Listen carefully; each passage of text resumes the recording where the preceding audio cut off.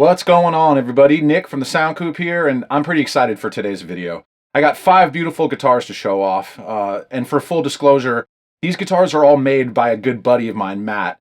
He's the owner and operator of Arles Guitars. It's a brand new guitar company, but my buddy's been making guitars for a lot of years. I've known Matt since we were kids. We went to high school together. We took shop class together back when they still had shop class, and he was definitely one of the most competent kids in the class. He's always been good with his hands, and he's always had a good attention to detail. He showed up for a recording session in my studio probably 8 years ago, and he had this beautiful guitar. I thought it was a PRS, but it was actually a custom hand-built guitar that he'd made himself. The guitar was unbelievably gorgeous, and I was thrilled with the tones we were getting in the studio that day. So that was sort of my first glimpse into Matt making guitars. Several months back, he decided to build a prototype for a new design, and I think the prototype went so well that he decided to fashion 4 custom guitars based on that prototype. So what I want to do today is I just want to show off these guitars.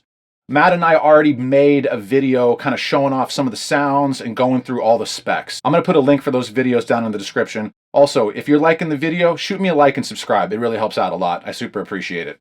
So with all that said, I think let's get into the guitars. So here's the prototype. This is the very first one. I think he built this as sort of an aesthetic design. This one is a little bit different from the 4 new ones that he built, and I'll kind of get into that a little bit. But I got to tell you, this candy pearl paint job is just gorgeous. You probably can't even see all the speckle and detail in the camera, but just gorgeous paintwork on this. So one of the things that makes this different from the other ones is it's actually a 24-inch scale length. The other ones are all 25.5. But yeah, 24, that's even less than a Gibson scale length. The Gibson scale length is 24 3/4. It's actually a lot of fun. And I think that's one of the cool things about Matt's company is there's going to be a lot of scale length options. There's going to be neck carve options. There's going to be fretboard radius options. You can really customize things how you want. And I think that's a cool part of his brand. Anyway, you also might notice there's a really slick carve he's got going on here. It's really, really comfortable. It's not tight to the edge like a German carve. It's way wider and the slope is way smoother. One of the things I find interesting is because the carve extends all the way to this side, it actually recesses the knobs a little bit, which is really interesting. It kind of gets the knobs out of the way. I know a lot of guys that strum heavy complain about having the knobs in the wrong spot.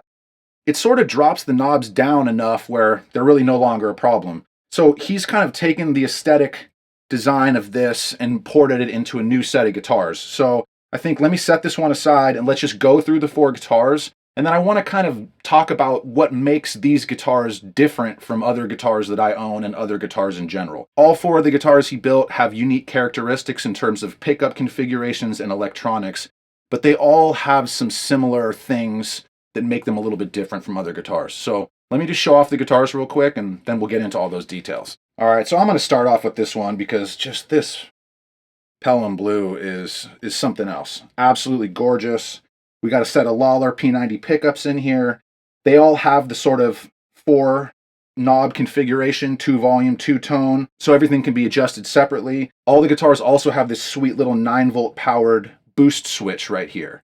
And I'm not a big fan of putting 9 volts in guitars. I'm absolutely going to make an exception for this switch. This thing has been a lot of fun. I didn't think it was going to be as much fun as it's ended up being, but over the last several days playing these guitars, I've really gotten into using this boost switch, especially in the studio. Gorgeous binding on a lot of the guitars. One of the things that I think is really cool about this company is he's got the binding work right.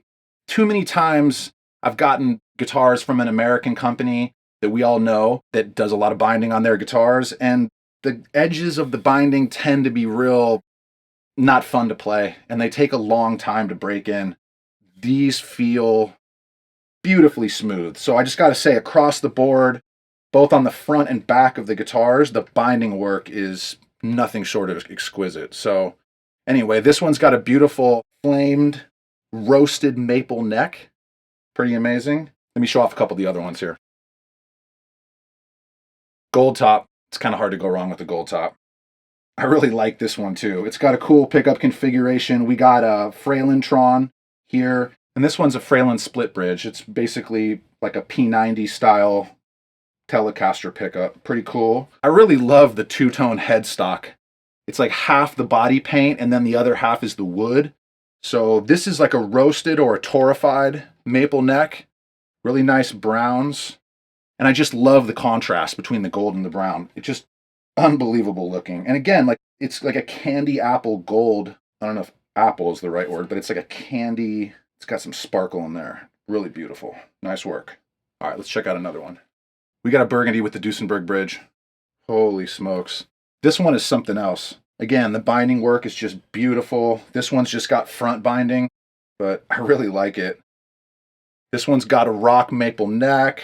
It's really clean looking. It's actually kind of it's very light colored, and I really like it. It makes a nice contrast for the guitar. This bridge is a lot of fun. I don't know, I've kind of fallen in love with this one. Let's check out the last one. The last one's a black one, Bigsby, of course. This one's got white binding on both sides, as well as on the neck. Again, beautiful binding work, nice and smooth. Really classic looking. And I think this has these wide range pickups, which they're great. They're hum free, and they remind me a lot of like a Strat or a Tel. A lot of fun, cool vibes from this for sure.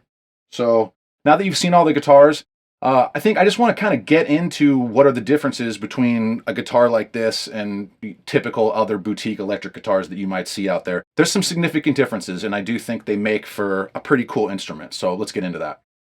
So I'm going to start at the body, and I'm going to work my way up to the headstock. Cool thing about these guitars, they're all chambered. So they're extremely lightweight, unbelievably light. Like this is, out of all my guitars, this is the closest guitar to a Novo in terms of weight, the Novo being the lightest guitar that I have. It's really pretty amazing how light these things are.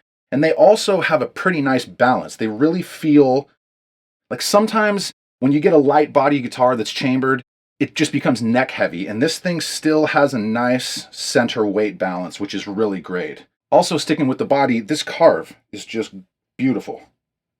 Despite it still having a hard edge here, it's very comfortable. It almost feels like, you know, like it was sloped. And again, the Carve continuing all around this side and widening around the knobs, it's pretty slick. It just drops the knobs just enough to get them out of your strum height, which is really great. I really like it. It's a slick Carve. It looks really cool. He brings it back in here in a real nice way. It all looks very clean. It kind of reminds me of a 60s Corvette. It's beautiful, just lines everywhere. I think Matt's goal is to offer a wide range of options when it comes to custom builds. So if you want something specific in terms of pickups, knob configuration, and bridge and saddle setup, I think he's completely flexible there. If you're one of those guys that has specific needs down here, I think Matt can take care of you. Moving on to the neck, we have a 25.5-inch scale length here. The back neck carve, he calls it a modern C. I got to be honest with you, like maybe what I think of as a modern C is not actually a modern C. The only modern C I've ever played before is on a Fender Strat. And to me, I like this neck so much better than a Strat neck.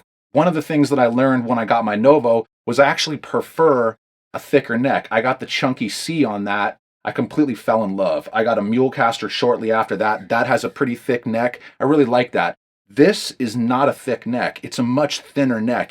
It has a neck much more reminiscent of one of my old Fenders in that the distance between the back of the neck and the fretboard is not super tall. But one of the things I find interesting is the curve happens kind of late. I mean, it doesn't make the back of the neck feel flat at all, but it also doesn't curve up too fast. And so for me, when you're doing this sort of grip around, thumb over the top thing, it's way more comfortable than any of those old Strats of mine ever were. So he says it's a modern C. I just think this is an absolutely glorious neck. When it comes to a thinner neck, which is normally not my bag, I can't imagine having it any other way than this. It's something about the way that the edges don't roll up too quickly. It's a lot of fun to play, and it's really fast. As far as the radius, we got a compound board here. It's a 10 here, and it's like a 14 up here, which is a lot flatter than I'm used to. And again, it's one of those weird things that I'm just kind of finding I like the flatter boards better. My Fender has a 9.5. My Novo has a 9.5 to 11. My Mulecaster has a 12. I love the Mulecaster. I never would have thought that a flatter neck would be more my vibe. This neck is totally my vibe. It sort of does the half Novo, half Mulecaster thing, where I got the Novo sort of down here, and I got sort of the more Mulecaster flatter fretboard up here. I really like it. It's great for bends. Much easier to get your bends going properly than a rounded radius fretboard. So I really love this. All right, last but not least, the headstock. This might be my favorite part. I really love the aesthetics of the half paint, half wood. Especially on this guitar, it really shows through nicely with that flamed roasted maple. Just half Pelham, half flamed. Absolutely gorgeous. More importantly, I feel like the physics of the reverse headstock is really the vibe. And I'll just see if I can explain this quickly. The way that I look at it is, if your travel length from your nut to your tuner is longer, it means that the string overall is going to need to have more tension to achieve the same note compared to it being shorter. And so the first thing I notice playing these guitars is the bass string has a nice amount of tension where not only will it not rub against the frets super easily if you have low action, more importantly, it makes the note articulate in a really interesting way. There's less flab in the note, so you really hear the percussive tone of the note, especially when you're digging in. You're really getting that percussive transient on the front end. And I think it's something about the longer length of string, more like a baritone. I wouldn't say this feels like a baritone, but it was the first thing I noticed was that the 2 low strings, maybe even the 3 low strings, all have a less slinky and a more taut vibe, which I really like. Now, conversely, it does the opposite thing for the thin strings, which is just amazing. It makes the thin strings more slinky, because they don't have to travel so far from the nut all the way to the top of the headstock. It's really weird that I think ergonomically, having them lined up the way that they are on a traditional headstock, it totally makes sense. But I'm feeling like the physics are just better this way. I want the bass strings more taut, and I want the treble strings more slinky. And maybe that's just me. I could be the exception here. But I'm really liking the way that this feels. It creates an interesting response, and to me, I have all the bendability on the low strings that I want and all the fight on the bass strings that I want. And the other thing I think is interesting too is because the bass strings feel more taut, when you're playing close note intervals on the low strings, there's a lot less rub happening because to me, the strings are more taut, they're more articulate, you're hearing the note a little bit better, and it's just less likely that you're going to be doing micro bends accidentally when you're forming different chord shapes because the strings are tauter than normal. So I really like that. I don't tend to enjoy close chord intervals for specifically that reason. I feel like there's a lot of rub between the notes. So I tend to try to find broader chord intervals when possible. But this guitar makes those close intervals really nice and makes them all play well together, which I really enjoy. So that's sort of a rundown of the guitar. I feel like there's a lot of really cool sound demos available at Matt's YouTube page. There's also a full spec sheet for all 4 of these guitars.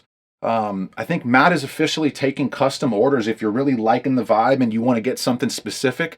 Otherwise, he's working on another run of 4. I have a sneaking suspicion these guitars aren't going to be around long. I think Matt knows a lot of guitar players locally, being a guitar player himself. So they're likely to go quick. I know I'm absolutely buying one of these. I think I've decided which one, but I don't want to announce it on the video yet just in case I change my mind. Anyway, pretty cool company. Check them out at arlesguitars.com. Matt is the nicest dude. If you have any questions, shoot him an email. I'm sure he'll be showing up in the comments section at some point in time. I have nothing but good things to say about Matt. He's one of the nicest guys I've ever met. Like I said, I've known him my whole life.